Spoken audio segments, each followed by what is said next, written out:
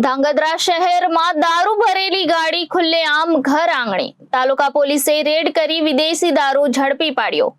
ધાંગધ્રા શહેર અને ગ્રામ્યમાં વિદેશી દારૂની હેરફેર અને વેચાણ મામલે સખ્ત બનેલા ધાંગધ્રા નાયબ પોલીસ અધિક્ષક જેડી પુરોહિતના કડક આદેશોથી ધાંગધ્રા તાલુકા પોલીસ સતત પેટ્રોલિંગ અને બાતમીદારોનું નેટવર્ક દોડાવી દારૂની બધી જડમૂળથી કાઢવા કાર્યશીલ છે. ત્યારે તાલુકા પોલીસના સંજય પાઠક, વિક્રમભાઈ રબારી, વિભાભાઈ ઘેડ અને નરેશભાઈ ભોજિયા સહિતનો સ્ટાફ પેટ્રોલિંગમાં હતો. તે દરમિયાન કોન્સ્ટેબલ વિક્રમભાઈ રબારીનાઓએ ધાંગધ્રાના ગોપાલગઢ ગામે એક ઘરમાં પડેલી કારમાં પરપ્રાંતીય વિદેશી દારૂ ભરેલો હોવાની બાતમી મળી હતી. પ્રોહિબિશન એક્ટ મુજબ રેડનો ઠરાવ લઈ તાલુકા પોલીસની ટીમ ગોપાલગઢ ગામના વિપુલભાઈ ગણેશભાઈ આડેસરા જાતે ઠાકોરવાડાના ઘરે પહોંચતા ઘરે કોઈ મળી આવેલ ન હતું, પણ ફળિયામાં પડેલ સફેદ કલરની GJ03 BA 8461 નંબરની હ્યુન્ડાઈ કંપનીની સેન્ટ્રો કાર પડેલી હતી, જેની તલાશી લેતા